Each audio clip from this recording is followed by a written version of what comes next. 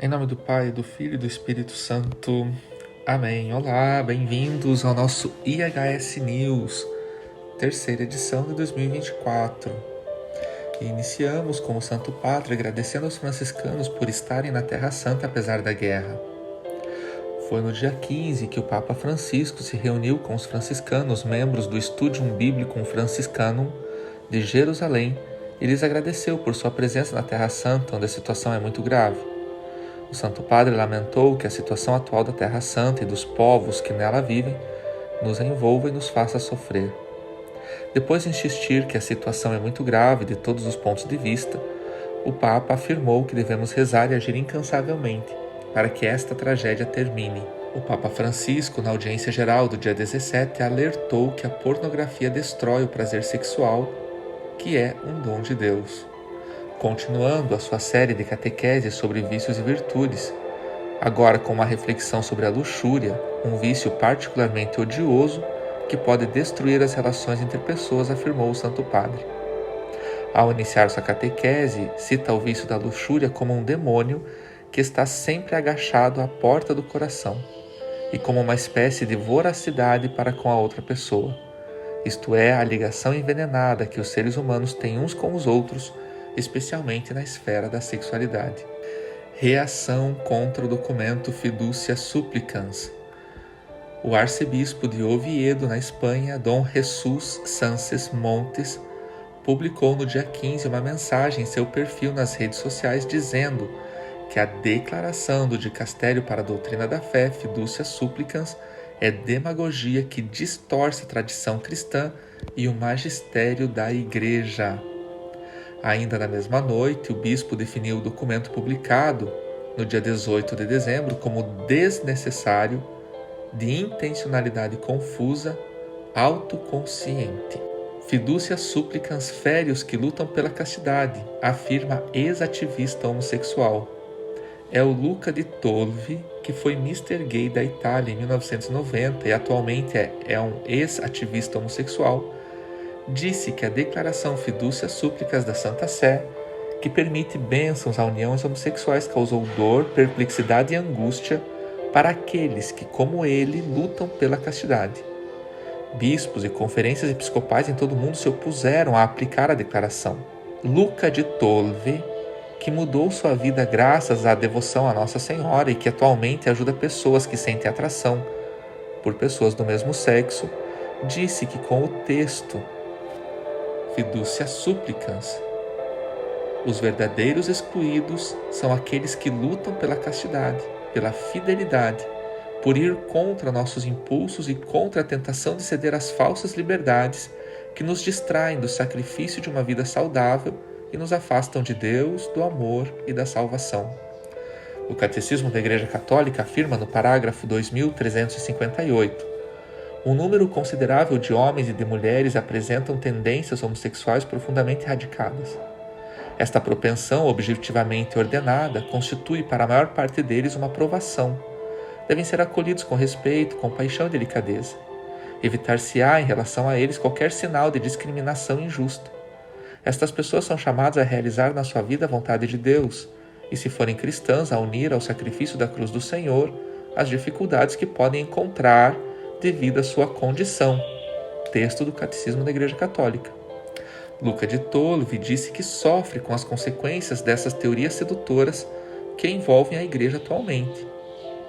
Sofro com as várias interpretações falsas e destrutivas que buscam reduzir a riqueza gerada nos séculos, desde os pais da Igreja, no Catecismo e no Magistério, completou o autor do livro Eu Era Gay.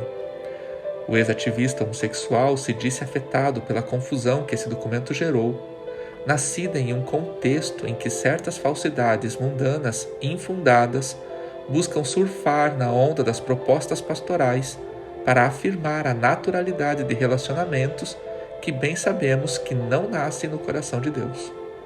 Em seu texto, Luca di Tolvi considera que a declaração deixa a Igreja vulnerável e dá material para aqueles que procuram combater nossa fé, atacando tudo o que é escandaloso para o mundo, castidade, pureza e verdade.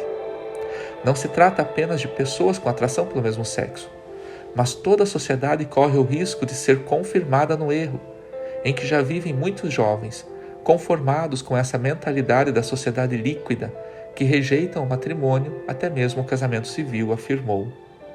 Ao final, Luca de Tolvi escreveu ao Santo Padre: em nome de todos os meus irmãos que sofrem e oferecem seu sofrimento todos os dias, pelo bem da Igreja, ajude-nos, Santo Padre. O patriarca latino de Jerusalém, cardeal Pier Battista Pizzaballa, conversou com o Santo Padre sobre como interromper o conflito armado na Terra Santa, que é cada vez mais preocupante. Afirmou que com o Papa nós atualizamos sobre a situação humanitária da comunidade cristã em Gaza, mas de modo mais geral na Terra Santa, e sobre as possíveis perspectivas para ver se existem possíveis canais de diálogo para ver, pelo menos, como parar essa deriva, afirmou o cardeal Pizzaballa, como diretor de comunicação da Basílica Papal de São Pedro no Vaticano. O franciscano, que já estava à frente da sala de imprensa do Sacro Convento de Assis, também foi nomeado coordenador do Dia Mundial da Criança, chamado JMC, a ser realizado em Roma nos dias 25 e 26 de maio deste ano, conforme anunciado pelo Santo Padre no Ângelus do dia 8 de dezembro, na festa da Imaculada Conceição, ao explicar que a iniciativa responde à pergunta: qual é o mundo que queremos transmitir às crianças que estão crescendo? Escândalo de fé. Plantio de árvores e doação de sangue marcam o Congresso Eucarístico de Portugal. O 5º Congresso Eucarístico Nacional, que acontecerá este ano em Braga, Portugal, terá uma programação que quer chegar a todos, em especial aos pobres, aos jovens e à ecologia, afirmou o arcebispo de Braga, Dom José Cordeiro. Por isso, vai incluir o incentivo à doação de sangue como compromisso social e o plantio de 4 árvores no Sameiro depois do encerramento do evento. Uma das sugestões que apareceu também nesta preparação é que o Congresso seja um contributo para diminuir a pegada ecológica, como plantação de árvores pelas dioceses, nas catequeses, nos grupos de jovens, nas paróquias e movimentos, disse Dom Cordeiro em seletiva de imprensa de apresentação do Congresso na segunda-feira, dia 15. O 5º Congresso Eucarístico Nacional, que vai acontecer em 31 de maio a 2 de junho, com o tema Partilhar o Pão, Alimentar a Esperança. Reconheceram-no a partir do pão, conforme o Evangelho de São Lucas 24:35. Este evento marca o centenário do 1º Congresso Eucarístico Nacional, que também aconteceu em Braga, em 1924. Congresso Eucarístico para plantar árvores?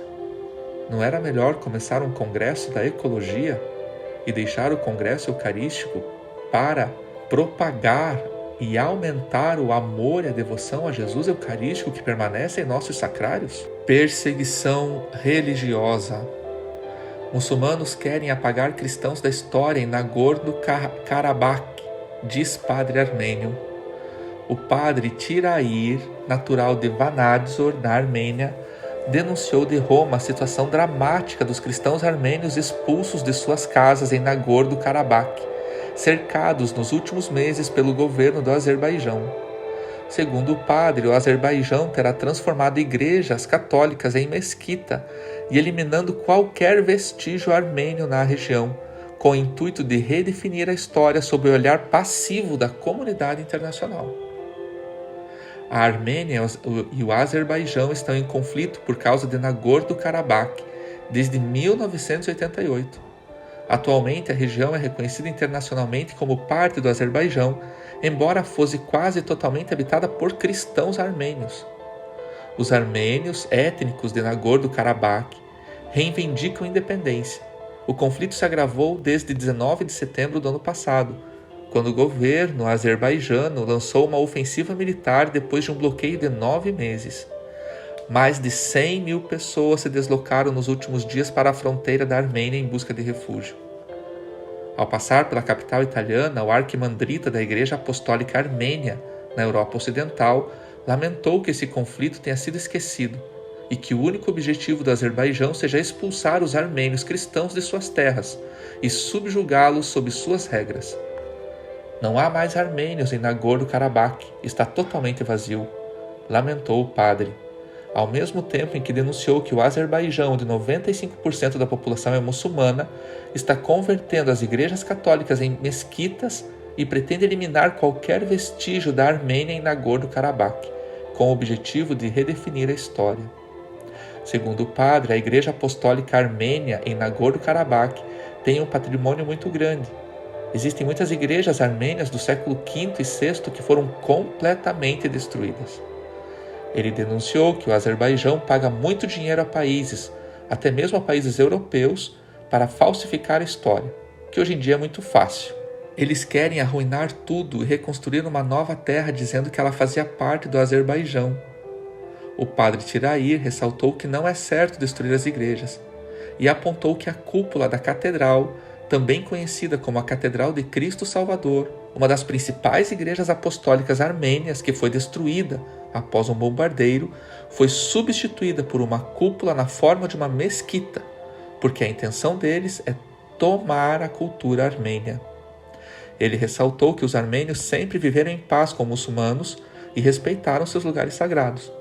O padre também lembrou que a religião para os armênios é um componente de sua identidade. Ser armênio significa ser cristão, afirmou. Ele esclareceu ainda que dos 12 milhões de armênios no mundo, 3 milhões vivem na Armênia.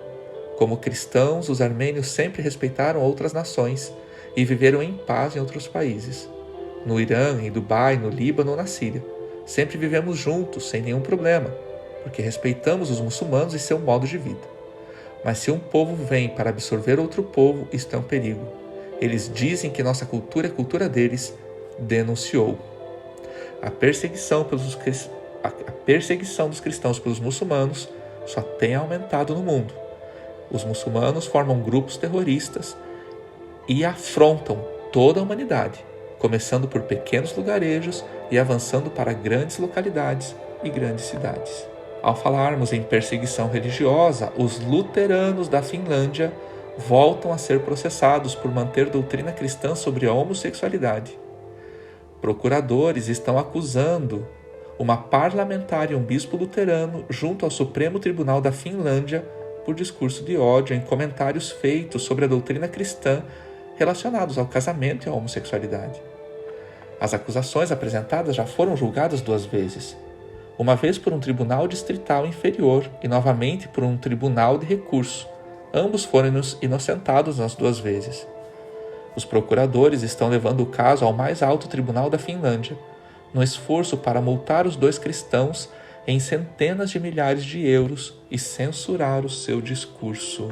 Ao falarmos de perseguição religiosa, a plataforma YouTube veta a transmissão ao vivo do Rosário pela Espanha.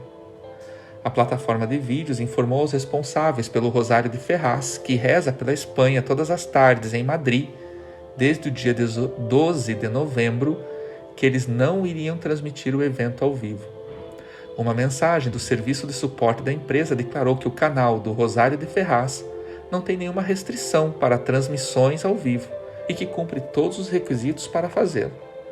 No entanto, o YouTube se reserva o direito de aplicar restrições ou penalidades a contas que possam estar contra as políticas da plataforma de conteúdo.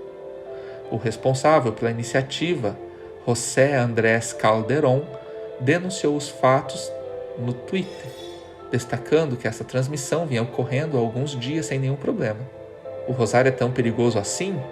É impressionante, questionou.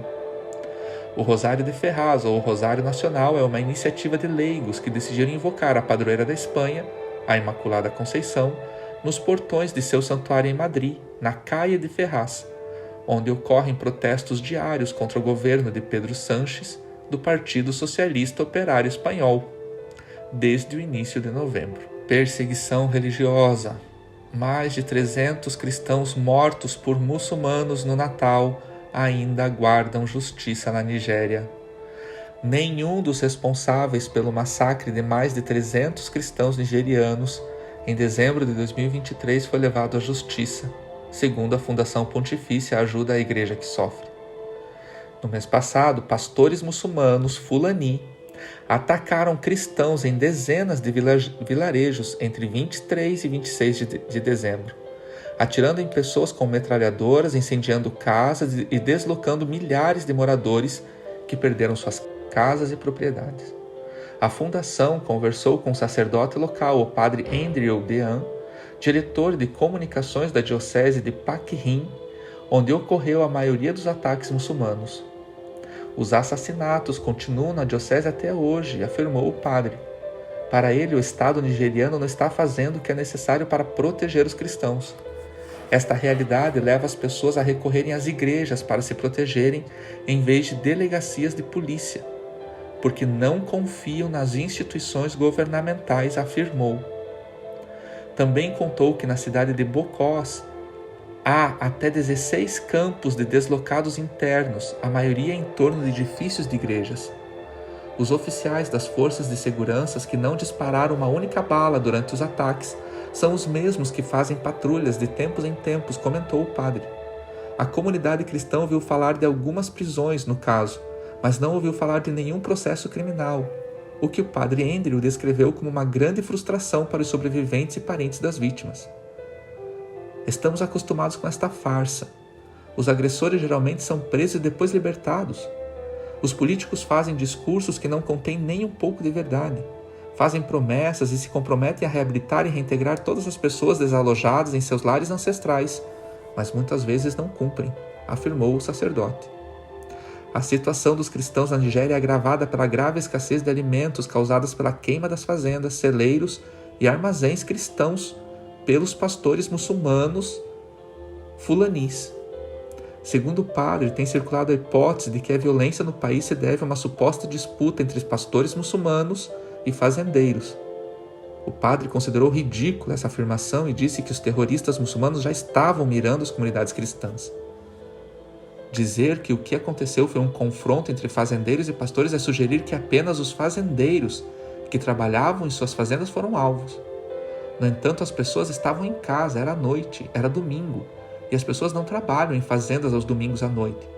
99% dos mortos estavam em casa, alguns foram mortos enquanto dormiam, disse o padre Dean. Para proporcionar consolo às pessoas afetadas pela violência, o padre compara a situação delas como a das primeiras comunidades cristãs, que também foram perseguidas até a morte. Nossa tarefa é continuar pregando, espalhar esperança e ter fé de que um dia as coisas vão melhorar, concluiu o sacerdote. O relatório Portas Abertas divulga a lista mundial de perseguição em 2024. Foi apresentada a Lista Mundial da Perseguição em 2024, uma lista dos 50 países onde são registrados os maiores níveis de discriminação contra os cristãos. 365 milhões, os mais afetados no mundo, número em aumento a partir de 2023. A Coreia do Norte permanece estável no primeiro lugar. Para a Ásia, seguem-se o Iêmen, o Paquistão, o Irã e o Afeganistão. Na Índia, o aumento dos atos hostis às vésperas das eleições preocupa. À escala global, há mais de 365 milhões de cristãos perseguidos. 1 em cada 7 cristãos no mundo são perseguidos. O número mais elevado dos últimos 31 anos. Os atos hostis incluem agressões, torturas, sequestros, em casos extremos, assassinatos. Mas não se trata apenas de violência física. Há também maus tratos e pressões diárias no local de trabalho, no acesso aos cuidados de saúde, à educação e aos locais de culto, e uma burocracia muitas vezes debilitante.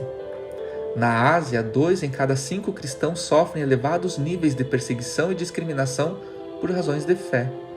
Trata-se da macro-região do mundo mais afetada por esta chaga, seguida pela África, 1 em cada 5 cristãos, e pela América Latina, 1 em cada 16. É o triste quadro que emerge do relatório anual da ONG Internacional Portas Abertas sobre a perseguição contra os cristãos no mundo, divulgado na quarta-feira, dia 17, referente ao período de outubro de 2022 a setembro de 2023.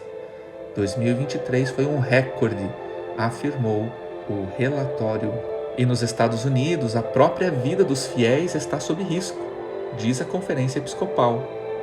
O relatório divulgado no dia 16 pela Conferência dos Bispos Católicos dos Estados Unidos diz que ataques a locais de culto são a maior ameaça à liberdade religiosa no ano de 2024 e podem ameaçar a própria vida dos fiéis. Intitulado O Estado da Liberdade Religiosa nos Estados Unidos, o relatório é divulgado anualmente pelo Comitê para a Liberdade Religiosa da Conferência dos Bispos. O relatório diz que, embora a comissão tenha sido fundada como resposta a crescentes ameaças legais ao livre exercício da religião, a Conferência dos Bispos sentiu-se obrigada a condenar as ameaças previsíveis à própria vida das pessoas de fé nos Estados Unidos. Não há maior ameaça à liberdade religiosa do que o fato de que o local de culto de alguém se tornar um local perigoso. E o país, infelizmente, encontra-se num ponto em que esse perigo é real, afirma a Conferência dos Bispos. Na América Latina, a perseguição religiosa continua. A Nicarágua cancela registro de 10 ONGs católicas e evangélicas. O ministro do Interior da Nicarágua publicou no jornal oficial La Gaceta o decreto que ordenou o fechamento de 16 organizações não governamentais no dia 16. 10 dessas ONGs são instituições católicas e evangélicas. Entre esse grupo, 9 organizações foram encerradas por ordem do governo do ditador, ex-guerrilheiro de extrema esquerda e comunista Daniel Ortega, que está no poder há 30 anos. Além de suprimir as ONGs, ainda roubou seus bens confiscando. Outras 7, informa o texto, pediram o cancelamento de seu registro voluntariamente. No primeiro grupo estão os missionários consagrados da Fundação do Santíssimo Salvador e a Associação Missionária da Companhia de Maria, os missionários monfortinos, dentre outras. O governo alega que é falta de apresentação e demonstração financeira. Segundo o Vatican News em espanhol, mais de 3,5 mil ONGs foram canceladas pelo governo da Nicarágua desde 2018, quando começaram os protestos contra o regime por causa da reforma da Previdência Social. A ACN informa que mesmo com a libertação de bispos e padres, na Nicarágua ainda falta liberdade religiosa no país. 19 clérigos, bispos, sacerdotes e seminaristas foram libertados e expulsos do país, somando-se a dezenas de outros que foram exilados nos últimos anos. Restrições à liberdade religiosa continuam num país onde 4 em cada 9 dioceses têm bispos vivendo no exterior. Na América Latina, uma notícia bonita. Milhões de fiéis acompanharam a procissão da Divina Pastora na Venezuela. Mais de 2.700.000 pessoas reuniram-se na cidade de Barquisimeto, Venezuela, para acompanhar a procissão da Virgem da Divina Pastora, disse o governador do estado de Lara, Adolfo Pereira, no domingo, dia 14 de janeiro. Temos um saldo muito positivo, onde reinou a paz, a tranquilidade e a religiosidade do povo, afirmou. O dia começou bem cedo com a tradicional corrida devocional da Divina Pastora. 44 mil atletas participaram de um trajeto de 9,6 quilômetros que percorreu os locais mais emblemáticos da cidade até chegar à igreja de Santa Rosa, onde começou a grande procissão. A imagem da Virgem percorreu mais de 7 quilômetros ao longo do dia, desde a igreja de Santa Rosa até a Catedral de Barquisimeto, onde o arcebispo emérito, Dom Marino, celebrou a missa. Maria, sob o patrocínio da Divina Pastora, pede-nos hoje, como os discípulos de seu Filho, que aprendamos com ela, viver só para Cristo e ao seu serviço. Esta é a nossa razão de existir, destacou o arcebispo emérito. E ainda concluiu pedindo que a Divina Pastora nos conduza ao seu Filho Jesus Cristo e nos ajude a ser fiéis e sair pelo mundo, semeando amor, justiça e paz. Outra boa notícia, a maioria dos americanos apoia a restrição ao aborto, afirma a pesquisa. Cerca de 2/3 dos americanos apoiam algum nível de restrição governamental ao aborto, afirma a pesquisa recente divulgada pelos Cavaleiros de Colombo. A pesquisa feita pelos Cavaleiros com o Instituto Marista de Opinião Pública descobriu que 66% dos americanos acreditam que devem ser impostos limites sobre quando o aborto é permitido, e apenas 33% acreditam que o aborto deve ser permitido sem quaisquer limite, entre outras duas opções. E no Brasil, um escândalo. A Justiça determina que o Hospital de São Paulo volte a fazer aborto.